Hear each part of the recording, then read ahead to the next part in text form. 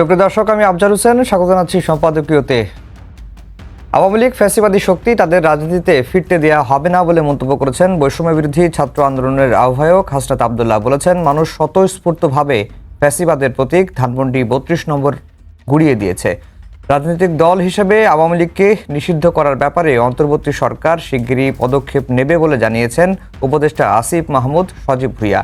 BNP নেতা Barkatullah blue বলেছেন, শেখ হাসিনা এবং তার দোসরদের বিচার না হলে বাংলাদেশের মানুষের মুক্তি আসবে না। চলমান পরিস্থিতি নিয়ে জরুরি বৈঠক করেছে বিএনপির স্থায়ী কমিটি। এসব নিয়ে আমাদের আজকের সম্পাদকীয় আওয়ামী লীগ কি নিষিদ্ধ হচ্ছে, আর এ নিয়ে আলোচনার জন্য স্টুডিওতে উপস্থিত আছেন নাসির উদ্দিন নাসির, সাধারণ সম্পাদক ছাত্রদল, এবং এস এম সাইফ মোস্তাফিজ, যুগ্ম সদস্য সচিব, জাতীয় নাগরিক কমিটি। এস এম সাইফ মোস্তাফিজ ভাই, আপনাকে দিয়ে আলোচনা শুরু করব। ৫ আগস্টের পরে আওয়ামী লীগ নিষিদ্ধ নিয়ে অনেক আলাপ হয়েছে এবং পক্ষে বিপক্ষে নানা রকম মতামতই রাজনীতির মাঠে ছিল।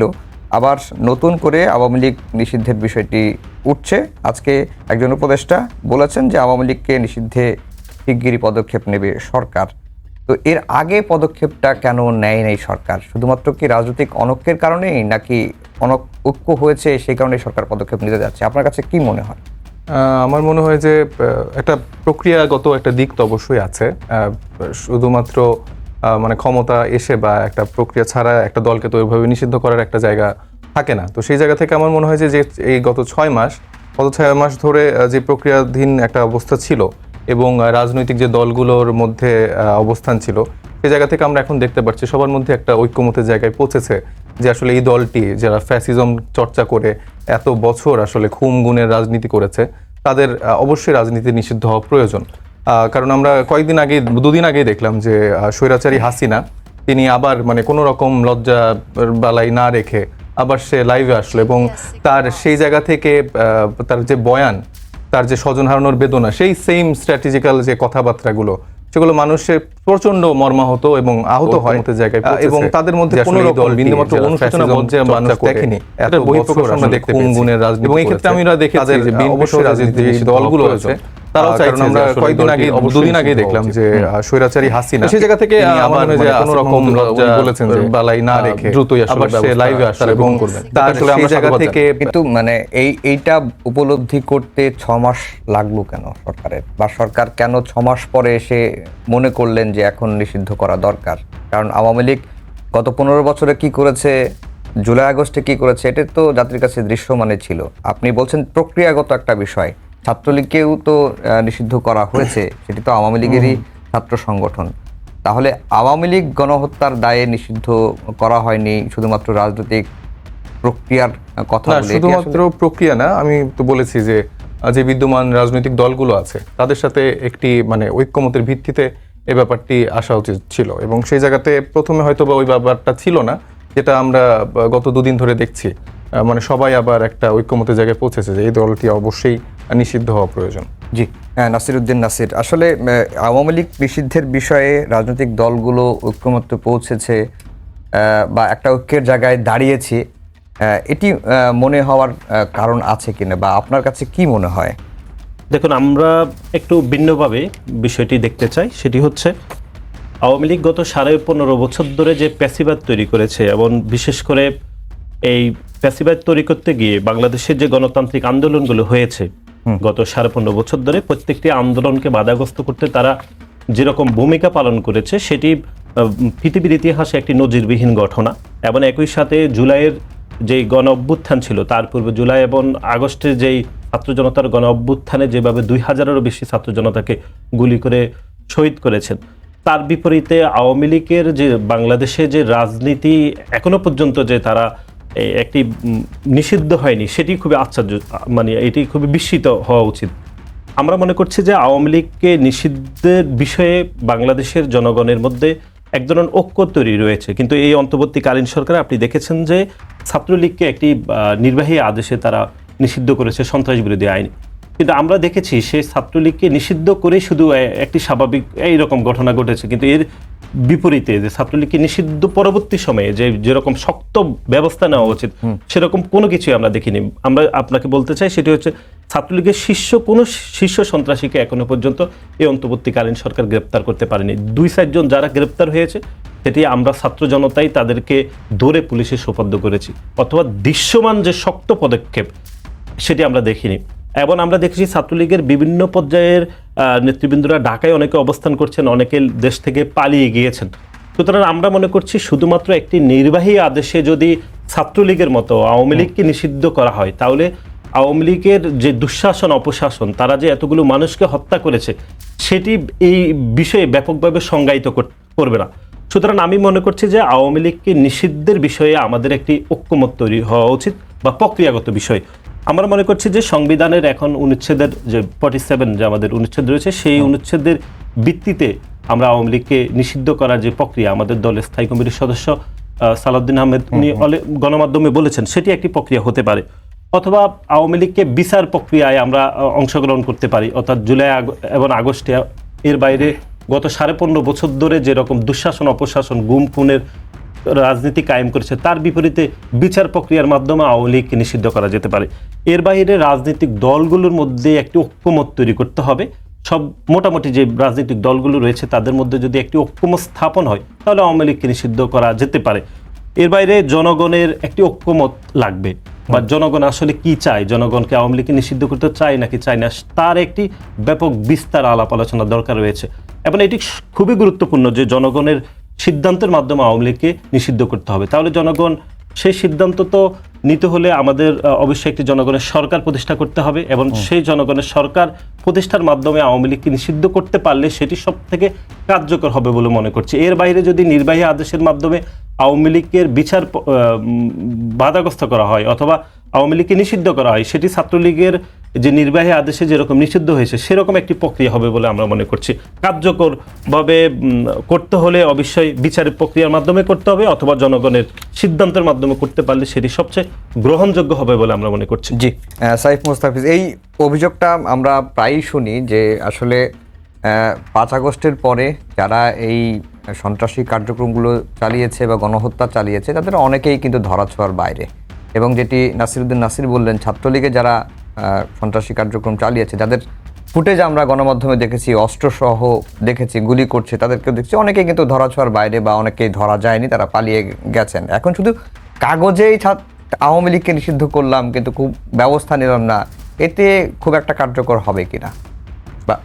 না, আমি এই ব্যাপারে আসলে একমত যে আমাদের যে বিচারিক প্রক্রিয়া সেটা আসলে ওরকম স্ট্রংলি আমরা দেখিনি। এটা হওয়া উচিত ছিল প্রথমেই তাদেরকে ধরার ব্যাপারে। সেখানে আমরা দেখেছি যে, আমরা জানি যে সেনাবাহিনীর তত্ত্বাবধানে প্রায় 600-র উপরে নেতাকর্মী ছিল, তাদেরকে কোন প্রক্রিয়া আসলে ছাড়া হয়েছে সেগুলো আসলে আমাদের জানার ব্যাপার রয়েছে। এই জায়গায় আমাদের একটা ফ্রাস্ট্রেশনের জায়গা আছে যে তারা কেন এভাবে পালিয়ে গেল।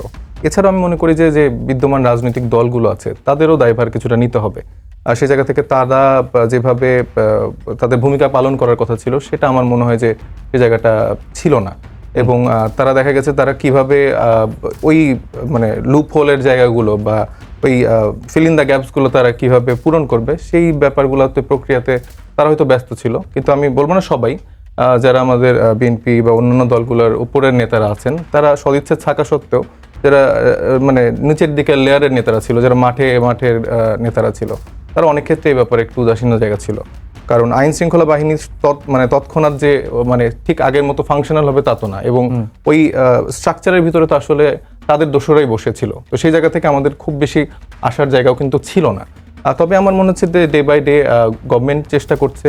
তবে আমার মনে হয় যে এক্ষেত্রে রাজনৈতিক দলগুলো এবং আমরা যারা এই অভ্যুত্থানের শক্তি মনে করি নিজেদেরকে, এবং জনতা যাদেরকে এই জায়গাটাতে ফিল করে, তাদের একটা বড় ভূমিকা রাখার জায়গা রয়েছে বলে আমি। কিন্তু 5 আগস্টে যে ঐক্য তৈরি হয়েছিল, সেই ঐক্যে অনেক ক্ষেত্রেই অনেক বিষয়ে কিন্তু মতবিরোধ তৈরি হয়েছে, বা অনেকে বলছেন যে ঐক্যে ফাটল ধরেছে। সেই অবস্থায় এসে এত বড় একটি সিদ্ধান্ত যে আওয়ামী লীগকে নিষিদ্ধ করার বিষয়ে, সেই জায়গাটি আমার খটকার জায়গা, যে এই জায়গায় সকল রাজনৈতিক দল পৌঁছাতে পারবে কিনা, আপনার কাছে কি মনে হয়? আমার তো মনে হয় যে আমরা তো দাবি করছি যে আমরা আসলে এখন বাংলাদেশপন্থী রাজনীতি করতে চাই। এত বছর যারা এই স্ট্রাগল করেছে, শোষণ নিপীড়নের শিকার হয়েছে, তারা যদি এখনো ঐক্যমতে না পৌঁছাতে পারে, তাহলে তো আমি মনে করি যে আমাদের এই এত মানুষের যে রক্ত, এগুলো আসলে বৃথা যাবে। এবং এই শহীদ আহতর যেই মানে ত্যাগ, সেই জায়গাটা তো আমরা আসলে ভুলে যাই, আবার নতুন আর একটি অপসংস্কৃতির দিকে চলে যাব। আমার মনে হয় যে আমি আশাবাদী মানুষ, এবং আমি আশা করব যে যারা রাজনৈতিক দলগুলো আছেন তারা অ্যাটলিস্ট এই বিষয়ে ঐক্যমত হতে পারবেন, এবং কোন প্রক্রিয়া আসলে তারা নিষিদ্ধ হতে পারে সেটাও একটা আলাপের বিষয়ে আসতে পারে। হ্যাঁ, নাসিরউদ্দিন নাসির, গত দুদিনের কর্মসূচি নিয়ে একটু কথা বলতে চাই। যে ছাত্র জনতার যে কর্মসূচি, এবং আমরা যে খবরগুলো পাচ্ছি যে সারা দেশে 31টি জেলায় আওয়ামী লীগের এমপি মন্ত্রী, তারপরে আওয়ামী লীগ নেতাদের বাসায় ভাঙচুর হয়েছে, আগুন দেওয়া হয়েছে, এই ধরনের ঘটনাগুলো ঘটেছে। আজকে অনেক রাজনীতিবিদই প্রতিক্রিয়া জানিয়েছেন, কয়েকটি মানবাধিকার সংগঠনের প্রতিক্রিয়া জানিয়েছেন, টিআইবি প্রতিক্রিয়া জানিয়েছেন, হিউম্যান রাইটস ওয়াচ জানিয়েছেন। তারা বিষয়টাকে যেভাবে দেখছেন যে আসলে ভাঙচুর নয় বা গণতান্ত্রিক প্রক্রিয়ার মাধ্যমেই ফ্যাসিবাদ আসলে মুক্ত করা উচিত। আপনার কাছে কি মনে হয়? এটি আসলে এবং আপনার একটি বক্তব্য নিয়েও আলোচনা হয়েছে। না, আমরা যেটি আসলে দুই একটি গণমাধ্যমে সে বক্তব্য আসলে ভুলভাবে উপস্থাপন হয়েছে, তারা পরক্ষণে সে বক্তব্য সংশোধন করেছেন। আমরা যেটি বারবার যেটি বলছি, 5ই আগস্ট ছাত্র জনতার গণ অভ্যুত্থান পরবর্তী সময়ে সেটি হচ্ছে আওয়ামী লীগ যে রেজিমে পলিটিক্সটি বাংলাদেশে গত 15.5 বছর ধরে কায়েম করেছে, তার বিপরীতে আওয়ামী লীগ যেরকম শাস্তি পাওয়ার কথা ছিল সেটি, বা আওয়ামী লীগের নেতৃবৃন্দরা, বিশেষ করে আওয়ামী লীগের সাধারণ সম্পাদক ওবায়দুল কাদের, তিনি গণমাধ্যমে শতবার বলেছেন যে আওয়ামী লীগ রাষ্ট্র পরিচালনা থেকে চলে গেলে 3 লক্ষ লোক, 5 লক্ষ লোক মারা যেতে পারে, হত্যা করে হতে পারে। এরকম একটি দিনে দুপুরে প্রকাশ্যে খুনি হাসিনা দেশ থেকে পালিয়ে গিয়েছে, গণ অভ্যুত্থান সফল হয়েছে, আমরা সেরকম একটি ঘটনাও দেখিনি। বরং এই গণ অভ্যুত্থানের 5 মাস অতিবাহিত হওয়ার পরে, বা 6 মাসের কাছাকাছি যে ঘটনাটি গত কয়েকদিন ধরে চলছে, আমরা মনে করছি সেটি হচ্ছে খুনি হাসিনা যেরকম গণমাধ্যমে একটি বক্তব্য দিয়েছেন, সামাজিক যোগাযোগ মাধ্যমে, আমি হয়তো ব্যক্তিগতভাবে মনে করেছিলাম যে 5-6 মাস অতিবাহিত হওয়ার পরে হয়তো উনি ব্যক্তিগতভাবে দেশবাসীর কাছে ক্ষমা প্রার্থনা করবেন, কিন্তু তার বিপরীতে আমি দেখলাম তিনি সে 15.5 বছর ধরে যেরকম জনগণকে ধমক দিয়ে কথা বলতেন, তারই একটি প্রতিধ্বনি করেছেন, জনগণকে দেখিয়ে নিবেন এরকম শাসানোর যে বক্তব্য তিনি পূর্বে রাখতেন, সেরকম একটি বক্তব্য তিনি দিয়েছেন। এবং গণ অভ্যুত্থানে সংক্ষুব্ধ জনতাই এই গত 2-1 দিন ধরে যে এরকম ঘটনাগুলো দেখছি, তারা এই সংক্ষুব্ধ জনতাই খুনি হাসিনা সরকারের বক্তব্যের বিপরীতে এরকম ঘটনা ঘটিয়েছে। আমরা পরিষ্কারভাবে মনে করছি সেটি হচ্ছে এখনকার এই অন্তর্বর্তীকালীন সরকার এখন খুব নির্বাচনের দ্রুত সময়ের মধ্যে নির্বাচন পরীক্ষা নিরীক্ষা করার জন্য তারা কাজ করছেন। সুতরাং আমরা মনে করছি সবাইকে অত্যন্ত শান্ত হওয়া উচিত, বা এখনকার পরিস্থিতি বুঝে কাজ করা উচিত। সেটি আমাদের পক্ষ থেকে ছাত্র সংগঠন হিসাবে বাংলাদেশ জাতীয়তাবাদী ছাত্র দলের যেরকম ভূমিকা রয়েছে, আমরা প্রত্যেকটি ছাত্র সংগঠনকে সেরকম অত্যন্ত সাহসী, একই সাথে পরিস্থিতি বুঝে ভূমিকা রাখার জন্য আমরা উদাত্ত আহ্বান জানাচ্ছি, এবং এই আহ্বান আমরা দেশের মানুষকেও রাখছি। কিন্তু এটির অর্থ এই নয় যে আওয়ামী লীগ যে দুঃশাসন অপশাসন কায়েম করেছে, অথবা জুলাই আগস্টে এতগুলো মানুষকে দিনে দুপুরে হত্যা করেছে, তার বিপরীতে আমরা আওয়ামী লীগের প্রতি কোনো নমনীয় অবস্থানে রয়েছি। আমরা মনে করছি আওয়ামী লীগের বিচার হওয়া উচিত, খুনি শেখ হাসিনার বিচার নিশ্চিত করতে হবে, আওয়ামী লীগের প্রত্যেকটি দোষরকে বিচার নিশ্চিত করতে হবে। এবং বাংলাদেশের বিভিন্ন প্রশাসনের মধ্যে আপনি দেখেছেন, আমরা শুধু সেগুলোর বিষয়ে আসলে খুব একটা কথাবার্তা বলছি না, যে আমাদের রাষ্ট্রীয় যন্ত্রে যে প্রশাসন, পুলিশ বাহিনীর মধ্যে এখনো পর্যন্ত আওয়ামী লীগের যে দোসররা রয়েছে, তাদের তদন্তের মাধ্যমে তাদেরকে আমরা তাদের পদ থেকে এখনো সরিয়ে দেওয়ার জন্য যাবতীয় পদক্ষেপ গ্রহণ করতে পারিনি। এবং বাংলাদেশ জাতীয়তাবাদী ছাত্রদল গতকাল সারা বাংলাদেশের 2600 শিক্ষা প্রতিষ্ঠানে আমরা কর্মসূচি গ্রহণ করেছি, যে খুনি সংগঠন ছাত্রলীগকে শুধু একটি নির্বাহী আদেশে নিষিদ্ধ করেছে, কিন্তু তার বিপরীতে তাদের যে সন্ত্রাসীদেরকে গ্রেপ্তার হয়নি।